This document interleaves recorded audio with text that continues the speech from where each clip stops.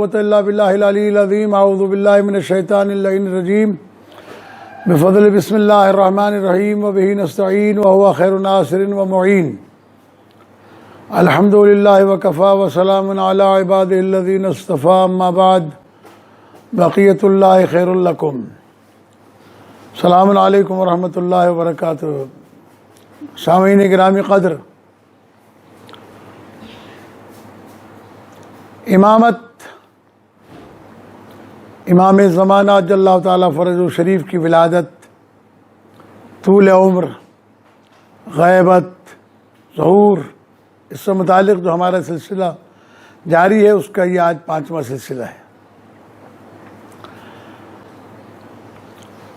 ہم نے یہ سلسلہ اس لیے جاری کیا تاکہ لوگوں کے ذہنوں میں ابھرنے والے سوالات اور جو سوالات ہم سے کیے جاتے رہے ہیں ان کا جو ہے ایک مناسب جواب دے دیا جائے، اور اگر کسی کو اس کے بعد بھی تشنگی رہتی ہے تو بیان سننے کے بعد میں وہ ہم سے ٹیلی فون پر رابطہ کر سکتا ہے.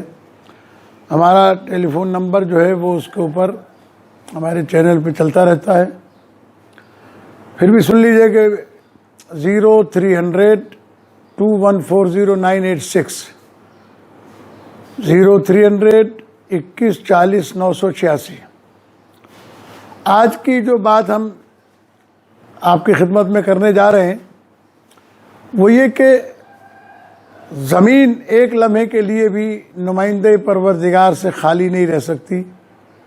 جیسا کہ ہم عرض کر چکے ہیں کہ شیطان مستقل طور پر صراط مستقیم پر بیٹھا ہوا ہے، اور وہ صراط مستقیم پر بیٹھا اس لیے ہے کہ اس نے وعدہ کیا، اللہ تبارک و تعالیٰ کے سامنے اعلان کیا تھا، لَأُغْوِيَنَّهُمْ أَجْمَعِينَ، میں سب کو گمراہ کروں گا سوائے عبادک المخلصین، جو تیرے مخلص بندے ہوں گے اس میں سے ان کو گمراہ میں نہیں کر سکوں گا. تو یہ بات وہ اعلان کر کے بیٹھا ہوا ہے. اگر اللہ تبارک و تعالیٰ اس صراط مستقیم پر اپنے نمائندے کو نہیں رکھتا تو پھر قیامت کے دن گمراہ ہونے والوں کے پاس ایک سوال باقی رہ جاتا ہے جو اللہ تبارک و تعالیٰ سے وہ کر سکتے ہیں کہ معبود، گمراہ کرنے والا شیطان تو صراط مستقیم پر موجود تھا لیکن ہماری ہدایت کرنے والا کوئی نہیں تھا، لہٰذا ہمیں شیطان نے گمراہ کر دیا، اس میں ہمارا کیا قصور ہے، تو نے اس کا انتظام کیوں نہیں کیا. لہٰذا اللہ اپنے اوپر کسی قسم کا الزام نہیں دیتا. اس نے تمام تر انسان کی ہدایت کے تمام تر وسائل کو انسان کے حوالے کیا ہے. دو قسم کی ہدایت ہے، ایک ہے بیرونی، ایک ہے داخلی، یا یوں کہوں ایک ہے فطری اور جبلی ہدایت، اور ایک ہے انسان کے شعور میں آ جانے کے بعد والی ہدایت. جبلی اور فطری ہدایت کے لیے ہم عرض کر چکے ہیں کہ انا ہدیناہ السبیل اما شاکرا و اما کفورا، ہم نے اسے سبیل، اپنے رستے کی ہدایت کر دی، چاہے یہ ہمارا شکر گزار بندہ بن جائے یا ہمارے رستے سے منحرف ہو کر کافر ہو جائے. خداوند کریم نے فرمایا انا ہدیناہ النجدین، ہم نے دونوں رستوں کی اس کو ہدایت کر دی ہے. اور وَنَفْسٍ وَمَا سَوَّاهَا فَأَلْهَمَهَا فُجُورَهَا وَتَقْوَاهَا، قسم ہے کہ ہم نے جس نفس کو بنایا ہے ہم نے اسے برائی اور اچھائی دونوں کی کا الہام کر دیا ہے. اس لیے فطری طور پر چاہے کوئی انسان کسی دین کو نبی مانتا ہو لیکن وہ بھی ایک بات جانتا ہے کہ جھوٹ بولنا بری چیز ہے، غیبت کرنا بری چیز ہے، چوری کرنا بری چیز ہے، غلط کام کرنا بری چیز ہے. اس لیے وہ بھی جو کسی دین کو نہیں مانتا وہ بھی برے کام چھپ کر کرتا ہے، یہ بتانے کے لیے کہ فطرت میں چونکہ اس کے یہ بات موجود ہے کہ برائی کسے کہتے ہیں اور اچھائی کسے کہتے ہیں. اگر یہ فطرت کے اندر موجود نہ ہو تو کبھی بھی انسان جو ہے وہ چھپ کے نہ کرے بلکہ سر عام ایک برائی کو انجام دے. تو یہ ایک چیز اللہ تبارک و تعالیٰ کی طرف سے تھی جسے اللہ نے، اور پھر یہ کہ اہدنا الصراط المستقیم، اہدنا الصراط المستقیم، ہمیں صراط مستقیم پر قائم رکھ، ہمیں صراط مستقیم پر قائم رکھ. ہمیں صراط مستقیم دکھا، یہ بھی مسلمانوں کا ترجمہ ہے۔ تو اس صورت میں جب اللہ سے ہدایت مانگی جاتی ہے تو ہم ہادی خود نہیں بنا سکتے، جس سے ہدایت مانگ رہے ہیں ہادی وہی دے گا۔ اس کے بنائے ہوئے ہادی کو ماننا ایمان ہے، اس کے بنائے ہوئے ہادی کو چھوڑ دینا جو ہے یہ کفر ہے، اور اپنا ہادی خود بنانا یہ شرک ہے، اس لیے کہ یہ انسان کے اپنے بس کی بات نہیں ہے۔ اس لیے جہاں پر بھی ہدایت کی بات آئی، قرآن مجید کو ہادی بنایا اللہ نے بنایا، کعبۃ اللہ کو ہادی بنایا اللہ نے بنایا، رسول کو ہادی بنایا اللہ نے بنایا، نبی کو ہادی بنایا اللہ نے بنایا، امام کو ہادی بنایا اللہ نے بنایا، خلیفہ کو ہادی بنایا اللہ نے بنایا، نقیب کو ہادی بنایا اللہ نے بنایا، اولی الامر کو ہادی بنایا اللہ نے بنایا۔ اور اس سلسلے میں میں نمونے کے طور پر ایک دو آیتیں آپ کے سامنے پیش کرتا ہوں، جیسا کہ کل بھی میں نے عرض کیا تھا، پہلے بھی عرض کر چکا ہوں کہ نرید ان نمن علی الذین استضعفوا فی الارض۔ پہلی بات تو یہ کہ ہمارا ارادہ ہے، ارادہ پروردگار اتنا مضبوط ہے کہ کائنات کے سارے ارادے ٹوٹ سکتے ہیں سوائے اللہ کے، اور اس نے کہا کہ جنہیں زمین پر کمزور کر دیا گیا ہے انہیں ہم کیا کریں گے؟ نجعلہم ائمۃ، ہم انہیں زمین پر امام بنائیں گے۔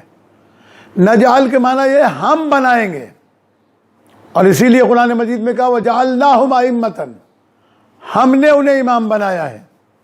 تو جنہیں اللہ امام بناتا ہے یہدون بامرنا، ان کی نشانی یہ ہوتی ہے کہ وہ اپنے مرضی سے ہدایت نہیں کرتے، یہدون بامرنا ہمارے امر سے ہدایت کرتے ہیں۔ تو اللہ کے بنائے ہوئے امام اللہ کا امر لے کر ہدایت کرتے ہیں، اور اسی لیے شب قدر میں امر تنزل الملائکۃ والروح فیہا باذن ربہم من کل امر، سارے امر لے کر ملائکہ نازل ہوتے ہیں۔ تو یہ انہی ائمہ کے پاس آتے ہیں جنہیں اللہ نے زمین پر امام بنایا ہے، اور ان کا کام یہ ہے کہ یہدون بامرنا، ہمارے امر سے ہدایت کرتے ہیں۔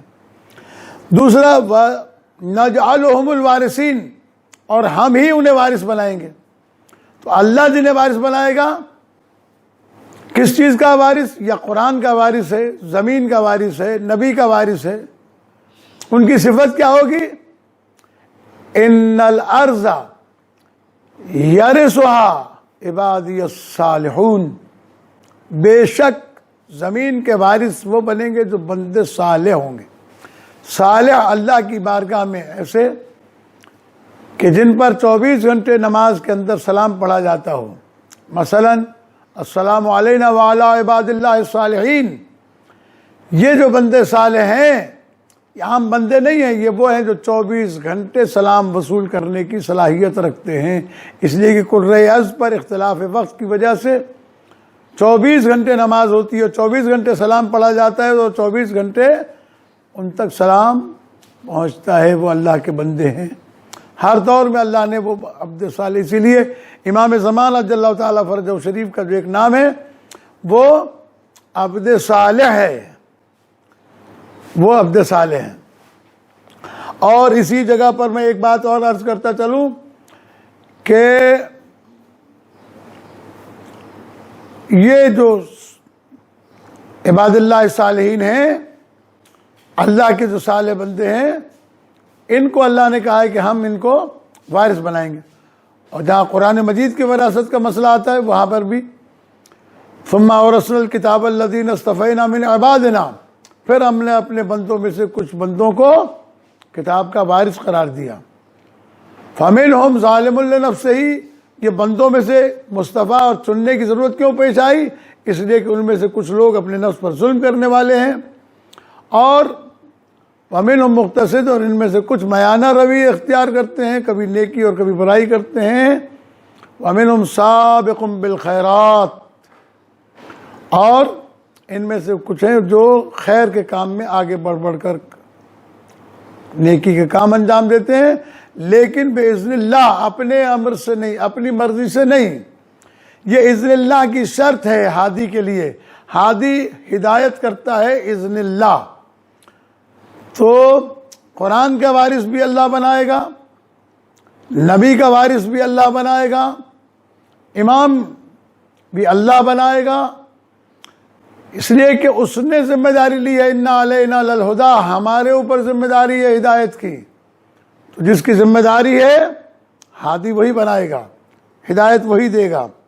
اب میں ایک بات آپ کی خدمت میں آخر میں عرض کرنا چاہتا ہوں، اور وہ یہ کہ اللہ نے، رسول نے جتنے بھی ہدایت کے نام ہو سکتے تھے ہادی کے، وہ سب بیان کر دیے۔ ہادی کہا، خلیفہ کہا، امام کہا، اولی الامر کہا، امیر کہا، نقیب کہا، صادقین کہا، صالحین کہا، شہداء کہا، صدیقین کہا۔ یہ سارے نام اسی لیے لیے تاکہ دنیا کو پتہ چل جائے ہادی برحق اپنی کیفیت عمل کے اعتبار سے اس کے نام ہوتے ہیں۔ جانشین ہے، خلیفہ کہلاتا ہے، رہبر ہے، امام کہلاتا ہے، رہنمائی کرتا ہے، ہادی کہلاتا ہے، اور اللہ کے امر کو نافذ کرتا ہے، اولی الامر کہلاتا ہے۔ اس لیے یہ سارے لفظ استعمال کیے گئے۔ خداوند کریم ہمیں زمانے کے امام اور اس کی رہبریت کو سمجھنے کی توفیق عطا فرمائے، کیونکہ پیغمبر اکرم صلی اللہ علیہ وآلہ وسلم کی حدیث ہے، اسے انشاءاللہ ہم آئندہ اپنے بیان میں آپ کے سامنے پیش کریں گے۔ صرف حدیث سن لیجئے کہ پیغمبر نے ارشاد فرمایا، اور یہ سنی شیعہ تمام معتبر کتابوں کے اندر موجود ہے، کہ من مات ولم یعرف امام زمانے مات میتۃ جاہلیہ، جو شخص مر جائے اس حالت میں کہ زمانے کے امام کو نہ پہچانے، وہ کفر کی موت مرتا ہے۔ السلام علیکم ورحمۃ اللہ وبرکاتہ۔